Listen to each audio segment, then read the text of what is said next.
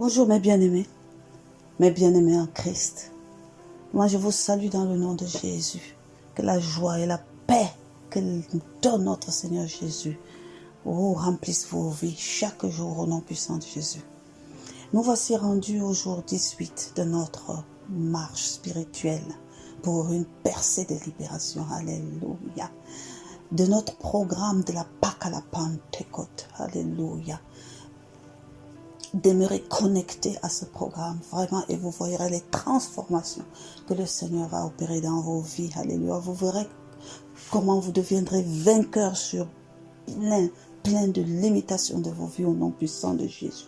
Parce que notre Père nous promet, alléluia, de saisir cette opportunité, de saisir cette occasion pour, par son bras puissant, ôter toutes les entraves, toutes les limites, toutes les choses qui peuvent nous empêcher vraiment d'entrer puissamment dans le partenariat que nous faisons avec lui, d'entrer puissamment dans la marche avec lui et d'opérer pleinement dans son culte au nom puissant de Jésus. Amen. Donc nous sommes le jour 18 et la parole de Dieu nous dit, et ça ce sont des paroles qui sont sorties de la bouche de notre Seigneur lui-même dans les évangiles, parle vraiment d'être né de nouveau. Il dit, si vous ne naissiez de nouveau, vous ne verrez pas le royaume de Dieu. Il faut être né de nouveau, il nous explique encore. Mais cette notion de nouvelle naissance est une notion fondamentale dans la vie du chrétien. Alléluia. Mais qu'est-ce que ça peut vouloir dire? Même Nicodème lui a dit, oh, maître, comment nous sommes déjà adultes? Comment pouvons-nous rentrer dans le sang de notre mère pour renaître de nouveau? Donc il y a un besoin, il y a une nécessité de comprendre spirituellement ce que ça signifie. Alléluia. Si nous sommes de nouvelles créations, si nous sommes nés de nouveau, ça signifie quoi? Alléluia. Parce que nous sommes encore charnels, nous voyons notre corps physique. Mais il est important que nous comprenions dans quelle dimension spirituelle notre Seigneur Jésus veut que nous opérons avec lui. Alléluia. Cette notion d'homme spirituel, cette notion de spiritualité est fondamentale d'être perçue. C'est à ça que je vous invite aujourd'hui, en ce jour 18, afin que vraiment nous puissions nous laisser conduire par le Saint-Esprit et de méditer sur cette notion pour savoir ce que la parole de Dieu nous dit, les éclairages que nous avons, alléluia, sur cela, pour essayer de la comprendre. Parce que plus nous comprenons ce que ça signifie être né de nouveau, plus nous nous positionnons, nous campons en né de nouveau, alléluia, et en enfant de Dieu. Oh mes frères et mes sœurs, je vous souhaite d'être disposés de cœur et d'esprit à ce que le Saint-Esprit de Dieu lui-même vous nourrisse. Alléluia. Méditez sur ce que vous allez entendre. Méditez sur les révélations que vous allez avoir. Alléluia. Quant à moi, je prie fort, Saint-Esprit de Dieu, afin que vraiment tu nous éclaires, que tu nous ouvres l'esprit, que tu nous révèles les choses, que tu disposes notre entendement, alléluia, afin que nous ayons l'intelligence, que nous ne soyons plus des insensés, dans le nom puissant de Jésus. Alléluia. Je vous invite à écouter le message qui va suivre vraiment et d'être grandement béni et nourri, alléluia, par le Saint-Esprit. Gloire soit donnée à l'Éternel Dieu notre Père. Amen, amen, amen. Demeurez vraiment connectés et demeurez bénis encore. Moi je vous dis à demain. Shalom.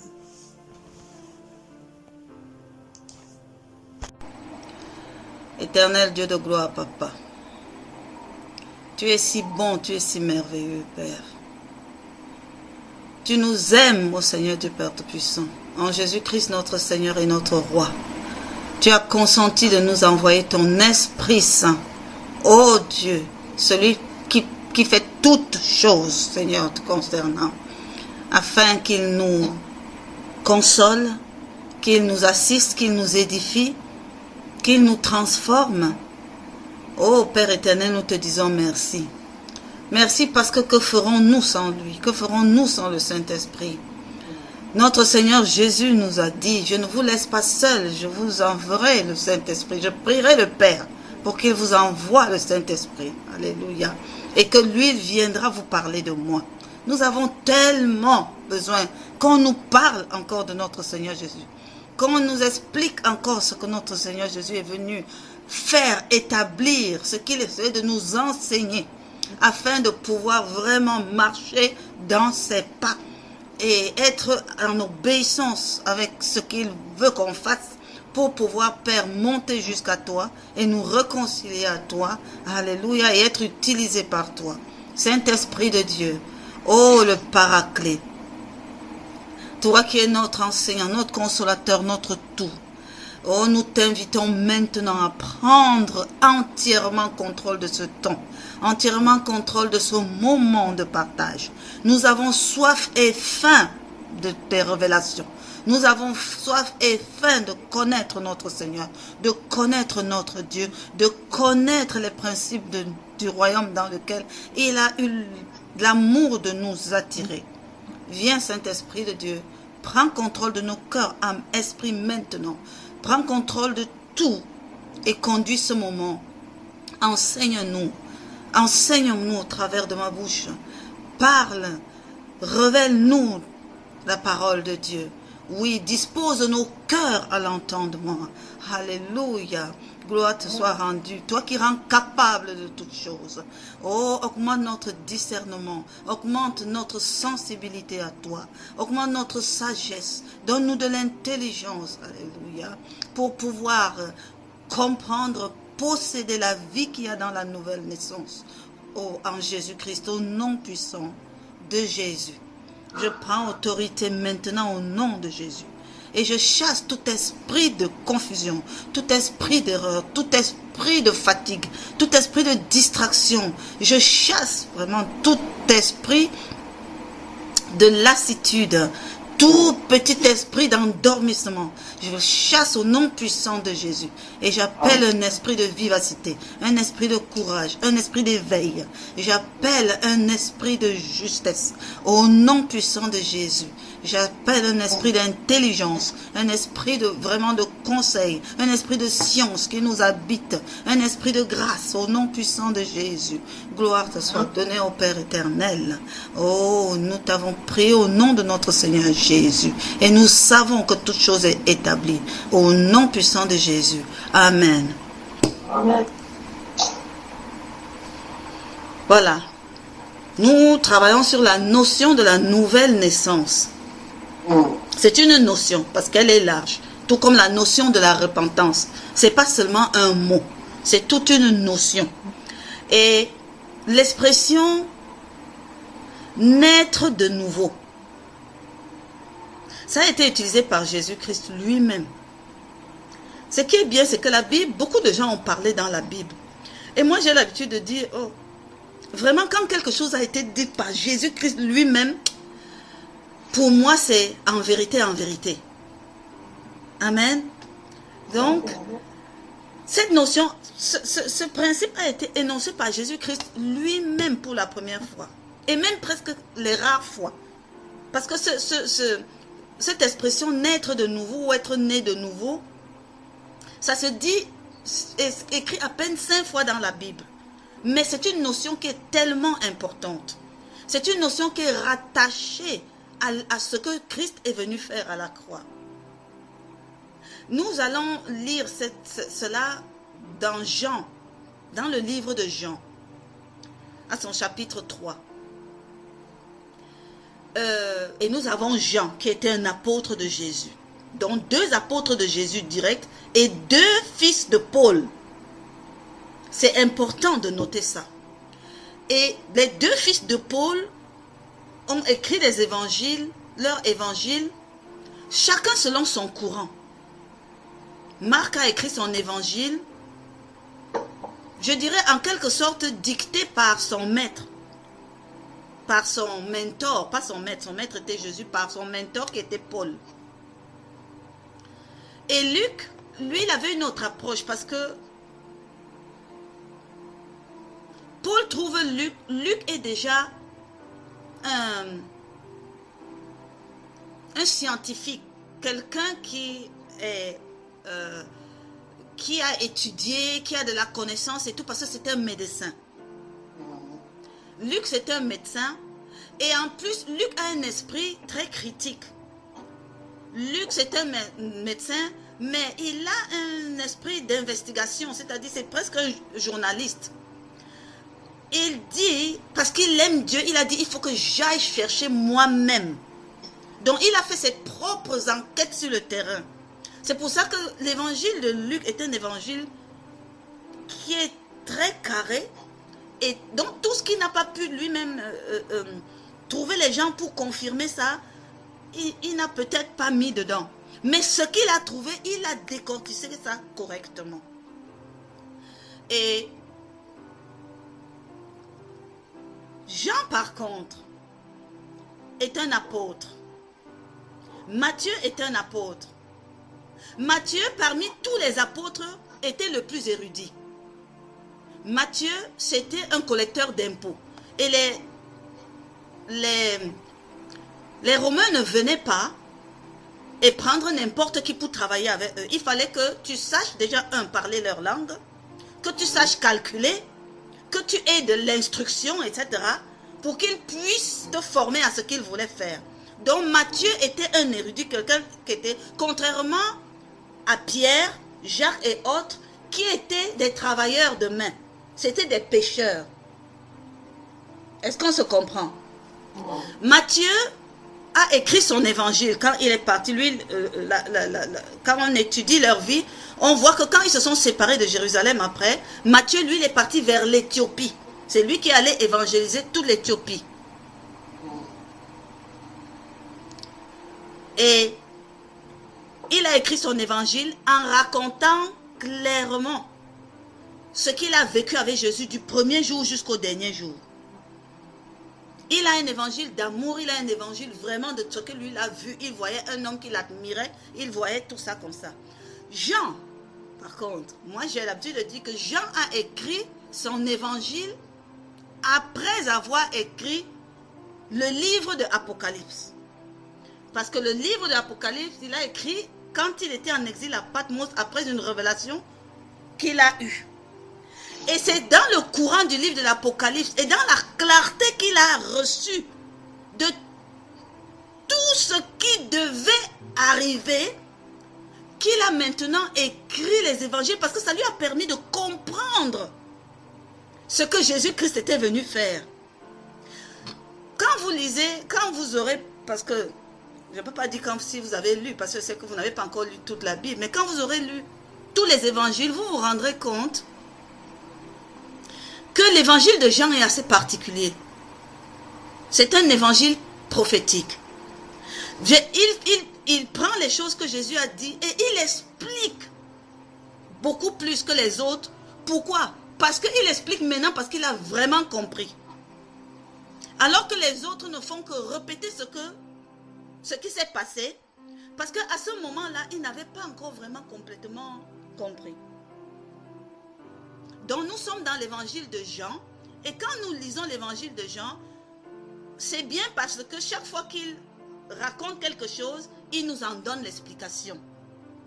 L'explication spirituelle. Amen. Amen. Voilà. Donc, nous sommes dans Jean 3. Ouvrez vos Bibles. Et préparez les intercalaires parce que nous allons un peu partir d'une page à une autre sans fermer complètement la Bible. Ouvrez les intercalaires. Ouvrez Jean 3. Et nous allons lire un peu ce texte. De Jean 3 à Jean jusqu'au verset 21. C'est important parce que tout le processus de la nouvelle naissance est expliqué là-bas.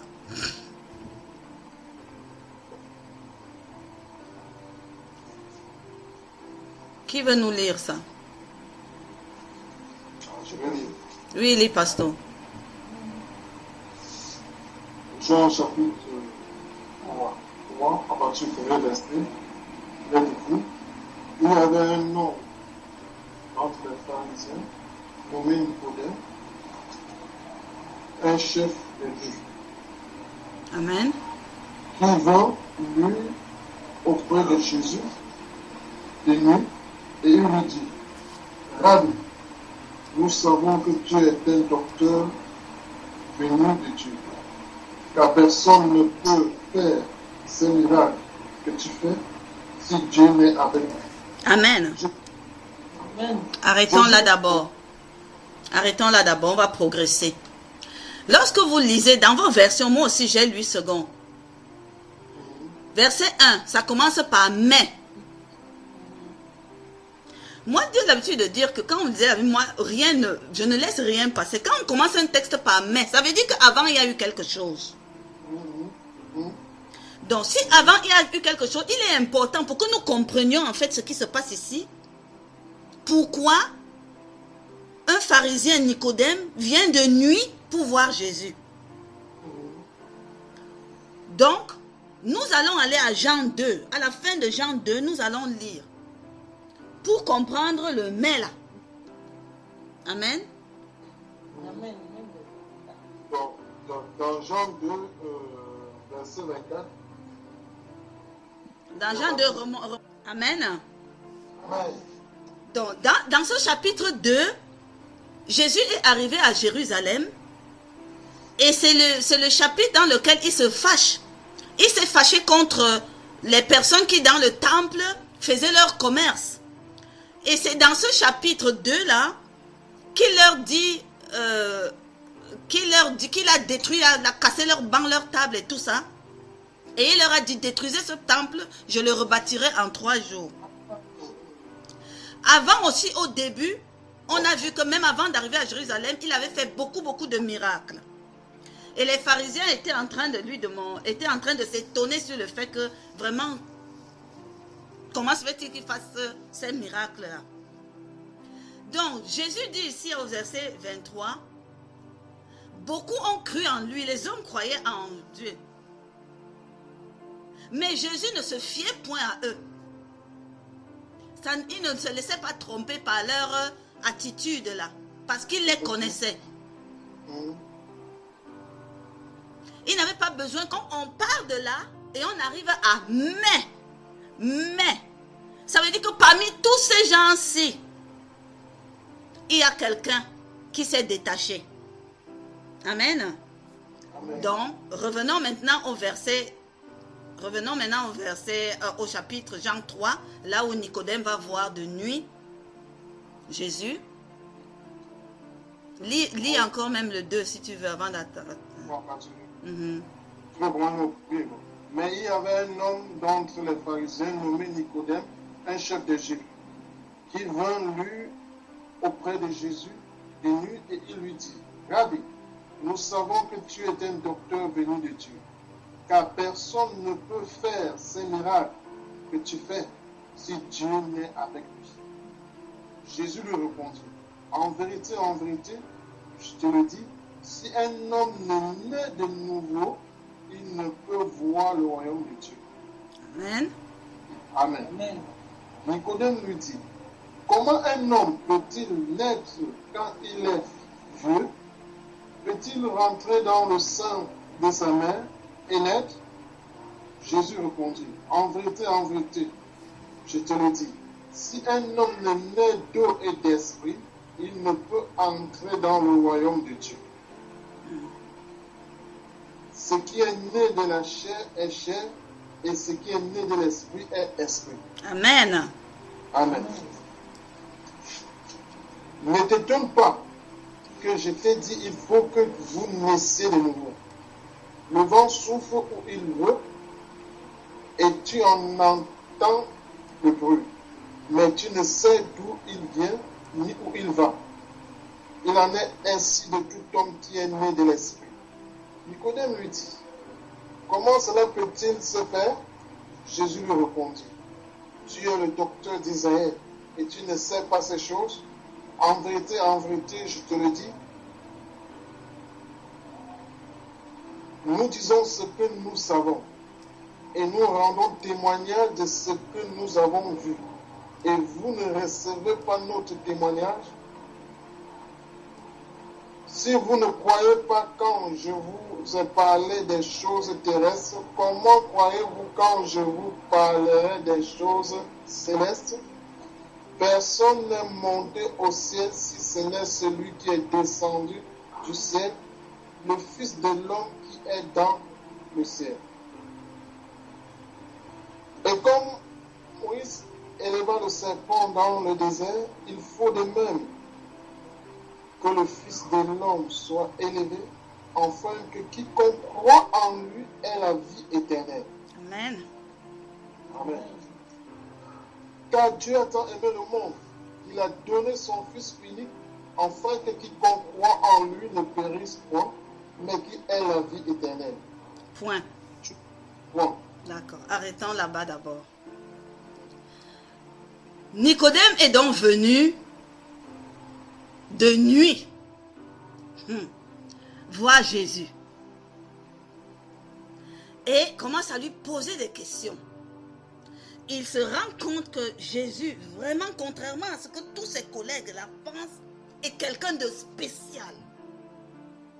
Il reconnaissait que vraiment ce qu'il était en train de faire. Parce que parfois il dit en vérité, il dit quelque chose. Et puis quand il dit en vérité, je me dis toujours que oh, là c'est sérieux. Là si Jésus dit en vérité, ça veut dire que ce n'est pas seulement à mon niveau, c'est déjà au niveau du Père.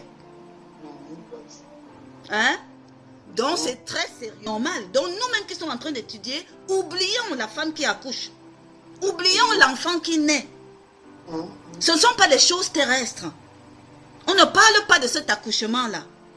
Donc nous aussi nous sommes en train d'étudier la nouvelle naissance, préparons-nous déjà à ouvrir notre esprit à autre chose. D'accord? Parce que Nicodème l'a compris comme ça. Naître, il a dit, bon, est-ce qu'on va encore devenir petit là, entrer dans le ventre de notre mère? Jésus lui répondit, en vérité, je te le dis. Si un homme ne naît d'eau et d'esprit, il ne peut pas entrer dans le royaume de Dieu. C'est-à-dire, il corse encore. C'était difficile là-bas, il ajoute encore. Naître d'eau et d'esprit là maintenant encore. Même Nicodème l'a dit, c'est quoi encore? Et Jésus complète. Ce qui est né de chair et de chair. Les affaires de la chair là. Tu dois mettre ça de côté. Tu dois mettre les affaires de la chair de côté. Et essayer de te dire, il faut que ce soit mon esprit qui soit connecté à Jésus-Christ. Pour pouvoir comprendre ces choses. Il reprécise à Nicodème, ne t'étonne pas que je t'ai dit, il faut que vous naissiez de nouveau. Ne t'étonne pas. Parce que toi-même là, tu es venu parmi eux, tu es venu me voir, mais je te dis même à toi qui es venu me voir, il faut que vous naissiez de nouveau. Quand il dit, là il commence à parler en esprit, il dit le vent souffle. Où il veut, tu l'entends, le vent souffle, tu entends le bruit, mais tu ne sais pas d'où il vient, tu ne sais pas d'où il va. Et il en est ainsi de tout homme qui est né de l'esprit. Quelqu'un va me dire, est-ce qu'on a compris quelque chose là? Mais la seule chose que moi j'essaye de retenir, quand on me dit, tout homme qui est né de l'esprit est soumis au vent de l'esprit, c'est-à-dire à l'esprit de Dieu. Ça veut dire que quelqu'un qui est né de l'esprit n'est plus soumis aux choses de la terre, aux choses terrestres. Il est soumis au vent de l'esprit. Mais notez que Jésus leur dit tout ça, Jésus n'est pas encore allé à la croix. Donc c'est assez compliqué pour eux de comprendre de quoi il s'agit. Mais toi et moi, nous savons que Jésus est déjà allé à la croix. Donc au jour d'aujourd'hui, ça ne devrait plus être difficile pour nous. Oui ou non? Parce que nous avons plus d'éléments et nous avons le Saint-Esprit pour comprendre ce que Jésus essayait de nous dire. Parce que tout ce qu'il dit là, il est en train d'augurer ce qu'il allait se passer à la croix. Mais Nicodème n'en sait rien. Mais nous savons qu'il est allé à la croix, il est mort à la croix, il est ressuscité pour nous. On nous a déjà enseigné sur la repentance, n'est-ce pas? Donc quand nous disons, l'homme qui est né de l'esprit est soumis au vent de l'esprit, nous devons comprendre parce que nous sommes nés de l'esprit. Nicodème lui dit, comment cela peut-il se faire? Jésus lui répondit, vraiment tu es docteur, ça veut dire que voilà un peuple tu es parmi les gens les plus instruits de la chose de Dieu dans ce... Et les choses comme celle-là, tu ne connais pas. Ça veut dire que vraiment le peuple n'a même pas... Si toi tu ne connais pas, personne, tu ne peux même pas enseigner. Vous êtes ignorant de ces choses, mais quand on vient vous dire, vous ne croyez pas. Vous voyez l'incrédulité? C'est Jésus qui leur dit. Si vous ne croyez pas quand je vous parle là, sur terre, moi-même vous me voyez physiquement, comment allez-vous croire quand je vais vous parler des choses célestes? Si je commence là maintenant, autrement dit, si je commence maintenant à t'expliquer que je vais mourir, je vais ressusciter, je vais aller au ciel, tu vas seulement tomber. Ce sont les choses célestes. Et il continue à dire, personne n'est monté au ciel si ce n'est celui qui est descendu du ciel. Le Fils de l'homme qui est monté au ciel. Il parle de lui, mais de lui plus tard. Parce que lui, il est venu du ciel, il va mourir, mais il va repartir au ciel à sa place glorieuse. Continuons. Et il fait le nœud de la vie éternelle, le nœud de ce que Jésus est venu faire. Dieu a toujours fait ces choses. Dans l'Ancien Testament, il avait une façon de faire les choses, mais c'était toujours en prévision de ce que Jésus viendrait faire. En faisant l'acte de sacrifice ultime. Nous n'allons pas entrer dans le détail de ça, mais c'est une histoire qui se raconte dans Nombre. Nombre à son chapitre 21, notez pour lire après. Nombre au chapitre 21, du verset 4 au verset 9.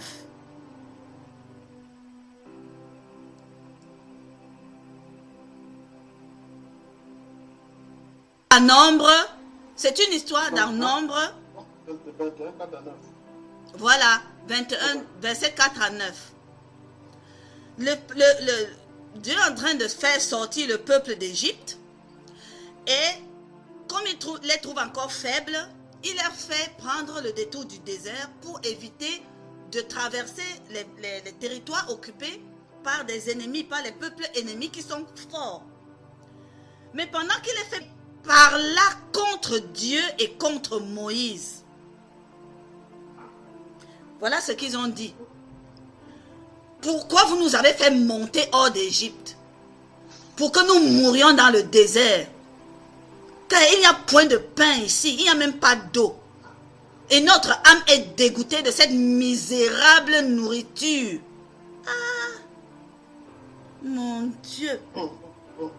Quand je pense que nous-mêmes, il y a des moments comme ça là, on a une attitude vraiment pareille comme ça dans le monde contre Dieu. C'est-à-dire Dieu venait de gagner une bataille pour leur libérer le chemin. Voilà ce qu'ils disent. La manne que Dieu, si eux-mêmes ils comprenaient c'était quoi la manne, ils ont appelé ça la misérable nourriture. Et ils ont contre Moïse, contre Dieu. Vous savez qu'à l'époque là, c'était du tic au tac. La loi était claire. Donc, tout ça, les impatiences, les murmures, les médisances, les plaintes, les dénigrements, Dieu, la punition est arrivée.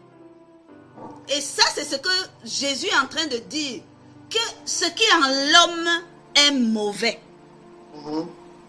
Ce qui est en l'homme est mauvais. Il ne fait pas confiance en ce qui est en l'homme. Ce qui est de la chair, c'est mauvais. C'est ce que Jésus est en train d'expliquer à Nicodème de l'autre côté. C'est pour ça qu'il fait allusion à ce passage. Que ce qui est arrivé à vos pères là avant, à cause de ce qui était mauvais en eux là, c'est ça qui va aussi vous arriver. Et la solution, la punition est arrivée. L'Éternel envoya contre le peuple des serpents brûlants. Le serpent, c'est quelle image? C'est Satan, non? Brûlant, c'est-à-dire bien, c'est-à-dire qu'ils ont eu des cas. Dans la Bible, ça peut être même debout ou bien dans leur agonie. Le peuple vient donc voir. C'est une attitude du peuple. Moi, je vois dans cette attitude, le repentir, pas la repentance, mais le repentir. Ils ont eu des regrets, ils ont eu des remords. Ils sont venus avouer leur faute auprès de Moïse. Mais devant là, on va déjà oublier, on va encore recommencer. Et comme ils ont dit ça, ils disent donc à Moïse, pardon, c'est ça que Jésus est en train de rappeler à Nicodème. Il a dit à Moïse, voilà. Jésus n'a pas pour nous sauver. Patience parle de l'idolâtrie. Attendez, patience parle de l'idolâtrie. Parce que Dieu dit, mais pour que celui qui regarde ait la vie sauve. Quand il a cloué, Dieu avait dit, il a envoyé Satan, c'est-à-dire de faire mourir l'œuvre de Satan là. Mais seulement pour que ça porte la vie. Il faut que ce peuple qui soit en tort soulève les yeux et regarde à ça. Et soulever les yeux et regarder à quelque chose, c'est toute une notion spirituelle. C'est l'obéissance, c'est la foi, c'est la délivrance, c'est tout. Et le regard porté. Tout comme la Bible dit, Moïse fit un serpent d'airain et le plaça sur une perche. C'est la crucifixion. Et quiconque avait été mordu par un serpent, première chose, et regardait le serpent d'airain, donc avait le courage d'affronter pour nous de comprendre ça. Si ça a été une référence pour Christ, ça doit être une référence pour nous. Amen. Évoluons dans la nouvelle naissance.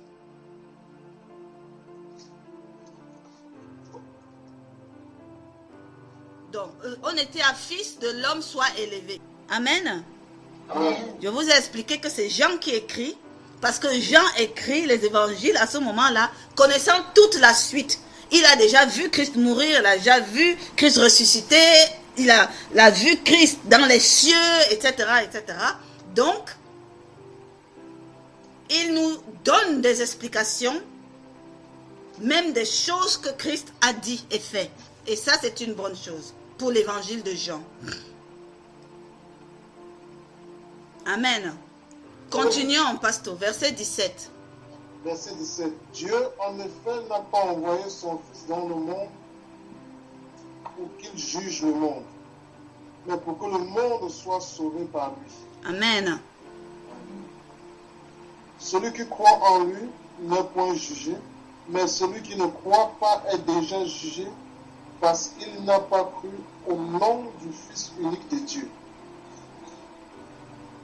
Et ce jugement, c'est que la lumière étant venue dans le monde, les hommes ont préféré les ténèbres à la lumière parce que leur œuvre était mauvaise. Car quiconque fait le mal est la lumière et ne vient point à la lumière de peur que ses œuvres ne soient dévoilées. Mais celui qui agit selon la vérité vient à la lumière, afin que ses œuvres soient manifestées parce qu'elles sont faites en Dieu. Alléluia. Amen. Nous rappelons que Jésus est toujours en train de parler à Nicodème. Il continue et il dit à Nicodème, tu sais Nicodème mon ami, moi je ne suis pas venu pour juger le monde. Parce que il ne faut pas qu'il y ait d'amalgame. Moi je suis venu pour sauver le monde. C'est-à-dire il essayait de permettre à Nicodème de percevoir en fait à qui il avait affaire. Parce que Nicodème au début nous avons vu qu'il a dit que vraiment pour faire ce que tu es en train de faire là, il faut seulement... Quelqu'un ne peut pas faire ça s'il n'est pas avec Dieu. Mais il n'avait pas la dimension il n'avait pas la révélation de qui était Jésus. Donc Jésus essaye par petites bribes comme ça de lui faire percevoir en fait qui il est. Il dit, moi je ne suis pas venu juger le monde. Moi je suis venu sauver le monde. Il y a une grande nuance. Pourquoi en fait? Parce que celui qui croit en lui n'est point jugé.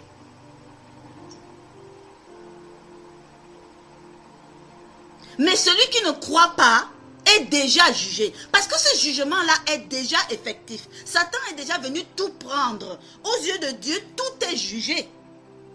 Mais Christ est venu sauver pour que certains soient... Et c'est quoi le jugement? Le jugement, c'est simplement que Jésus est lumière. La lumière est venue, si vous lisez Jean 1, vous comprenez le processus de la parole puis de la lumière qui est venue au milieu des hommes. Et les hommes ne l'ont point reçu. Il dit, le jugement, il parle de tous ces gens-là, il dit parmi eux, il n'y a pas de bon, il n'y a pas de machin. Ce n'est pas que, oh, tel, parce que quand on dit que Nicodème, quand on enseigne beaucoup dans les écrits, on dit que oh, Nicodème, un bon, il était avec les pharisiens, mais c'était un pharisien. Et il fonctionnait comme les pharisiens, il pensait comme les pharisiens. Ce n'est pas parce qu'il est venu. Jésus profite ici pour lui dire que toi, tu es venu nuitamment là. La Bible dit il est venu de nuit. Tu es venu nuitamment pour me parler.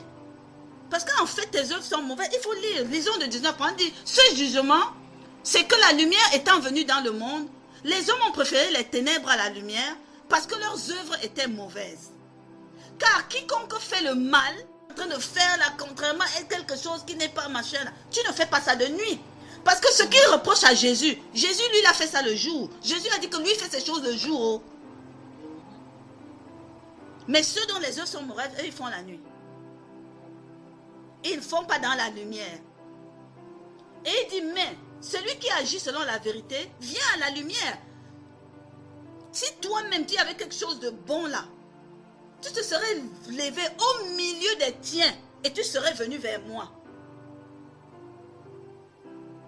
Tu serais même venu même être mon disciple parce que si ces choses t'étaient apparues comme lumière, tu serais venu. Afin que les œuvres soient manifestées. Parce qu'elles sont faites en Dieu. Donc il y a plein de gens comme ça qui sont entre guillemets des pharisiens ou des Nicodèmes. Le dimanche, ils sont bien à l'église là. Para. Ils donnent la dîme, les offrandes bien là. Dans la semaine, ils sont dans l'air mapane là. Vraiment, tu les trouves, tu ne sais même pas qui connaît le chemin de l'église. Et la nuit là, ils sont dans les ténèbres, flop. Le dimanche, 8h tapant 00. Ils ont déjà garé la voiture, ils sont là. Rien ne reste caché aux yeux de Dieu. Rien ne reste caché. Ça reste toujours révélé. Jésus dit, il sait ce qu'il y a en l'homme. Il n'y a rien de bon en l'homme. Donc tous sont appelés au salut. Et là nous entrons de penser la nécessité de changement de qui nous sommes.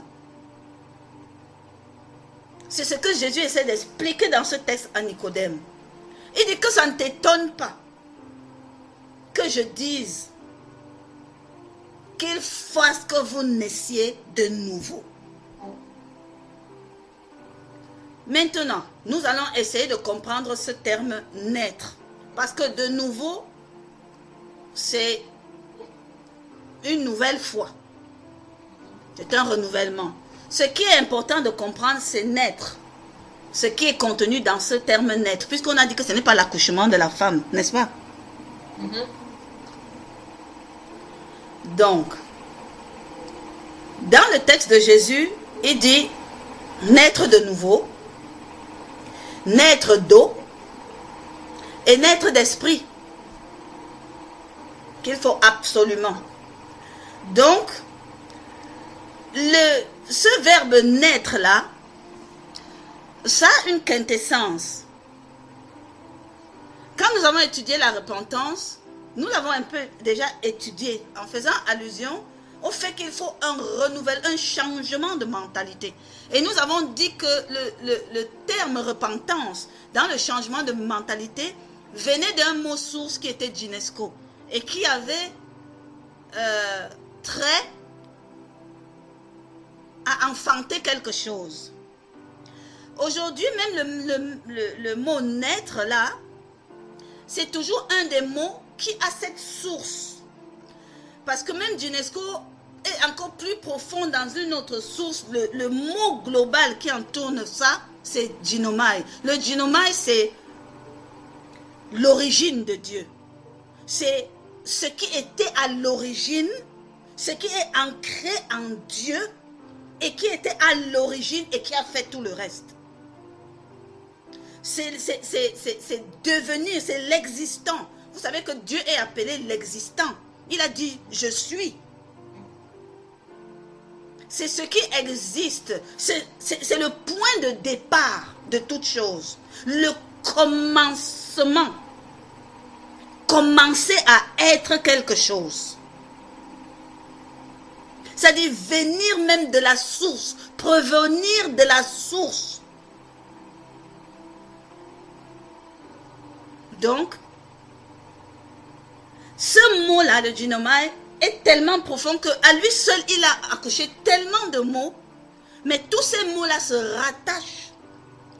Au dynamite, on rappelle la descendance de Dieu, ce qui descend de Dieu, ce qui est de la même race que Dieu, ce qui puise son essence en Dieu lui-même, dans notre nature, dans notre être.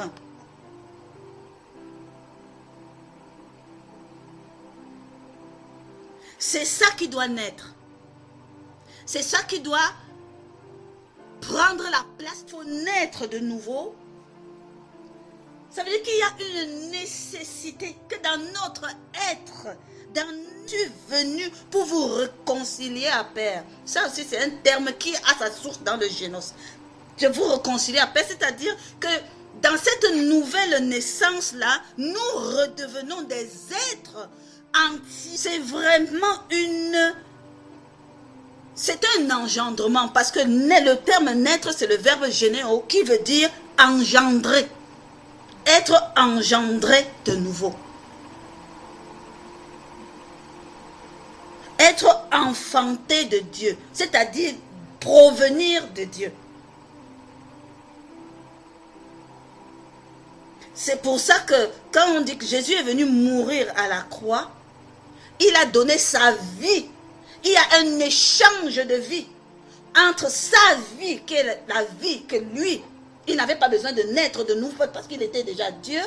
Il a changé cette vie avec notre vie, là qui était corrompue, afin que nous naissions de nouveau, que nous soyons engendrés de nouveau dans cette nouvelle vie-là.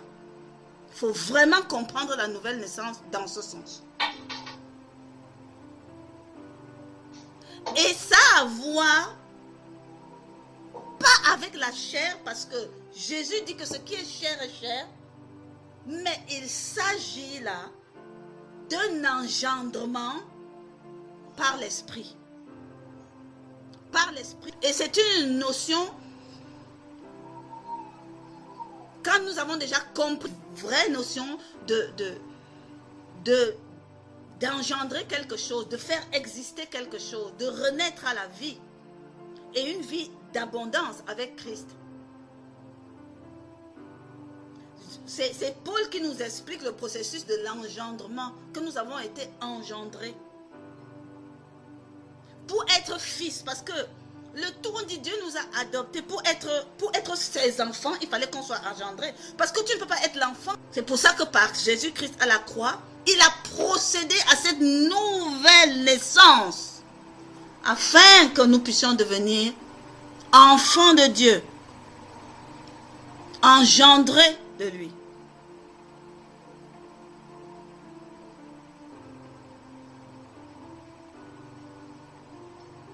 Amen. Amen.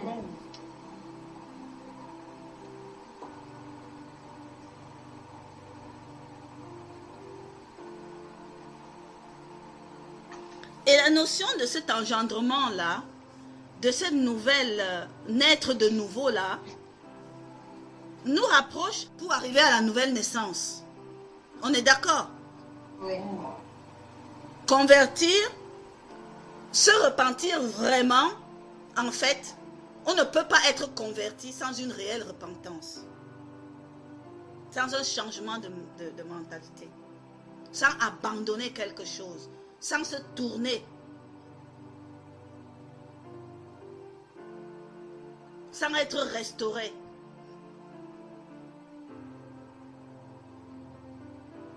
Et la conversion aussi, c'est un processus qui te rattache au point d'origine. Tout ça, c'est dans le souci de nous rattacher à Père, de nous réconcilier à Père. Et c'est le travail que Jésus-Christ est venu faire. Et ce terme convertir là, ça a le même sens, que ce soit dans le Nouveau Testament, que ce soit dans l'Ancien Testament. C'est se tourner, c'est retourner dans la vraie adoration de Dieu. C'est changer son état d'esprit. C'est te détourner du péché, voilà.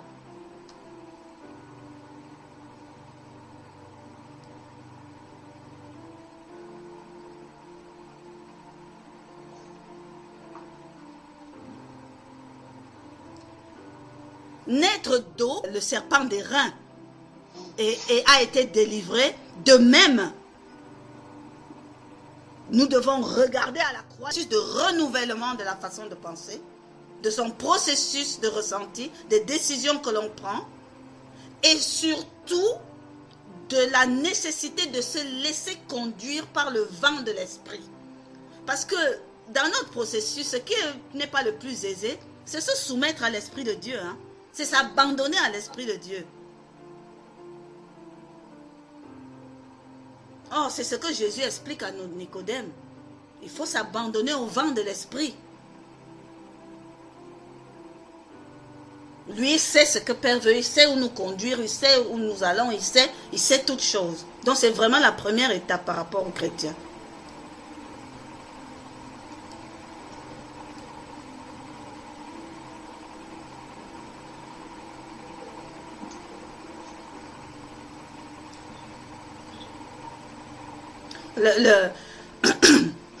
La version Semeur dit de ce verset, Jésus lui répondit, vraiment je te l'assure, à moins de renaître d'en haut, personne ne peut voir le royaume de Dieu. À moins de renaître d'en haut. C'est une façon de s'exprimer. Mais quand on renaît d'en haut, qui est en haut? Dieu.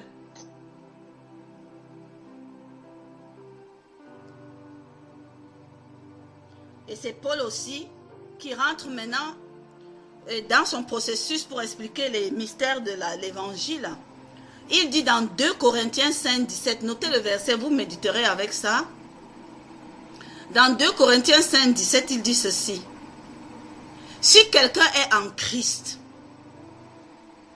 il est une nouvelle créature.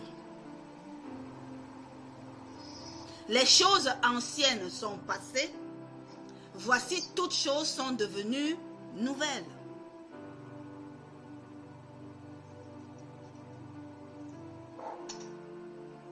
Darby dit, en sorte que si quelqu'un est en Christ, c'est une nouvelle création. Nouvelle créature, nouvelle création. C'est pour dire, on est quelque chose de nouveau. On n'est pas seulement une transformation un peu ici, un peu là-bas.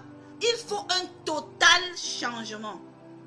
C'est le sens du repentance. C'est-à-dire, c'est vraiment un changement. Tu tournes le dos à l'ancienne façon de faire les choses. Les choses anciennes, quand on dit qu'elles sont passées, ça veut dire que quand tu passes quelque chose, ça devient derrière toi, non?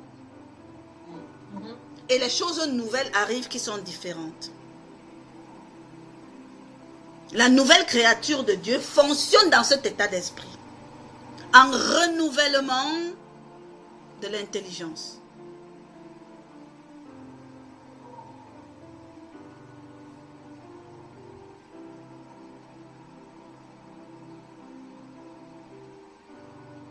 Et dans Galates 6,15, Paul expliquait un peu aux Juifs et tout ça qui essayaient de débattre entre la circoncision et tout. Il faut savoir que Dieu avait donné un précepte.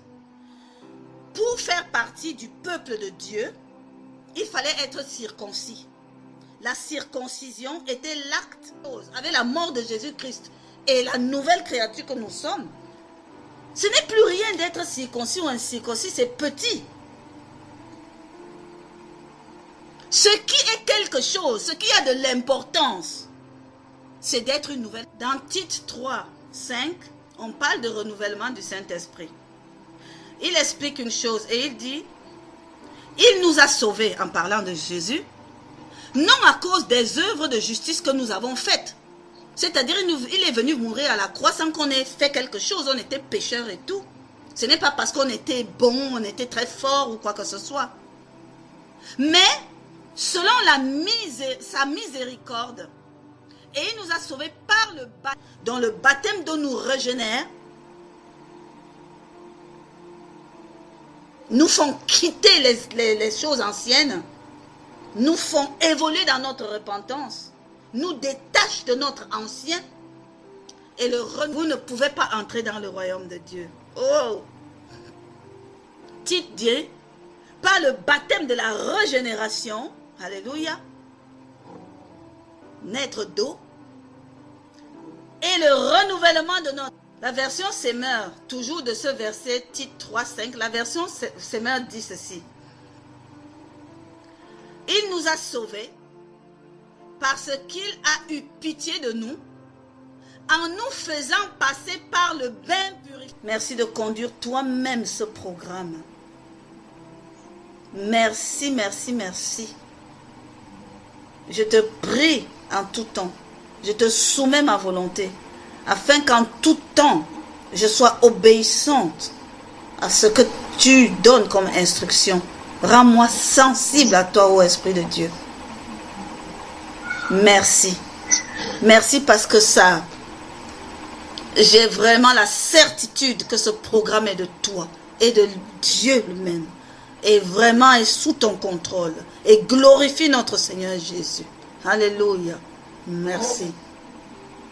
Parce que vraiment, je ne sais pas comment on aurait commencé la nouvelle naissance sans avoir étudié la repentance. Vraiment, moi, je ne sais pas. Et quand je vois qu'il a... Oh, Seigneur. Vraiment, chérissez le Saint-Esprit dans vos vies. Aimez l'Éternel. Adorez Dieu. Vraiment. Aimez Jésus-Christ de tout votre cœur. Adorez votre cœur. Mais chérissez le Saint-Esprit. Flattez-le. Cajolez-le, mon ami, tous les jours.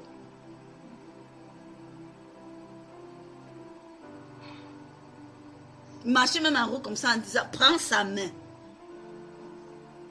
Imagine-toi. Moi, je dis toujours, je m'imagine, moi, le Saint-Esprit. Quand je lui dis, prends contrôle, pilote. Moi, je m'imagine, on prend notre moto, pas la voiture. J'ai déjà expliqué que quand tu es assis dans la voiture de quelqu'un, tu n'es pas impliqué dans sa cœur. Dans la moto, là, c'est une question de vie ou de mort, vous deux. Moi, j'imagine, parce qu'il savait qu'en partant, orphelin, c'est quelqu'un qui a perdu le père, non? Jésus-Christ ne s'est jamais présenté comme notre Père. Non, je veux attirer votre attention là-dessus. Jésus-Christ, dans tout son processus, ne s'est jamais présenté comme notre Père. Il s'est présenté comme notre époux, il s'est présenté comme notre Maître, comme notre Seigneur, comme notre Sauveur. Tout ça. Comme même des amis, comme notre ami avec les disciples, il a dit, vous êtes mes amis. Il n'a pas dit. Mais il a dit, je ne vous laisserai pas orphelin. Ça veut dire que lui partant, il nous déconnectait du Père. Qu'est le Père? Notre Père qui est dans les cieux. On devenait orphelin de notre Père. Il dit, je ne vous laisserai pas orphelin. Je vais prier le Père pour qu'il vous envoie le Saint-Esprit. Afin qu'il vienne pour que vous continuez d'être connectés au Père. Donc de recevoir la source qui vient du Père. Alléluia. Donc si quelqu'un n'évolue pas avec le Saint-Esprit, il n'a pas la source qui vient du Père. Il y a un fleuve là qui coule du trône du Père. Vous chantez seulement, il est un fleuve qui coule du trône de Dieu. C'est véritablement de nouvelles créatures.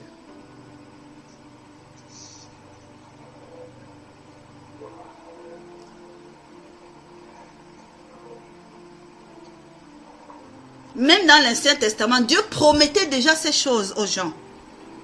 Il dit à Ézéchiel, dans Ézéchiel 36, verset 26, « Je vous donnerai un cœur nouveau Et je mettrai en vous un esprit nouveau.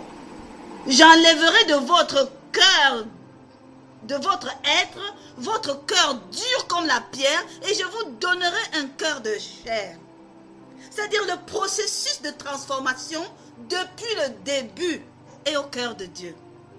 Parce que sans être transformés, sans être renouvelés, nous ne pouvons pas être réconciliés à lui.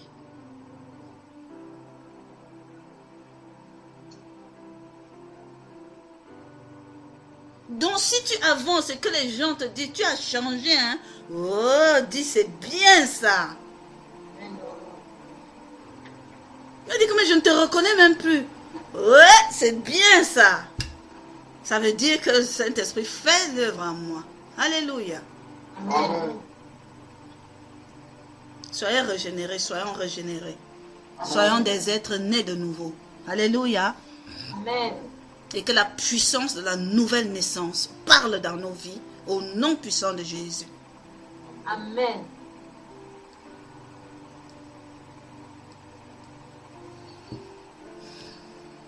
Merci Seigneur. Moi j'ai fini avec le message.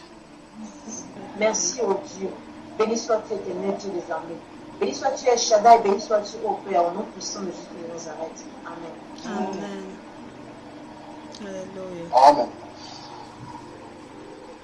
Ok. Ok. À la prochaine. La prochaine. Demeurez bénis en Jésus-Christ. Amen.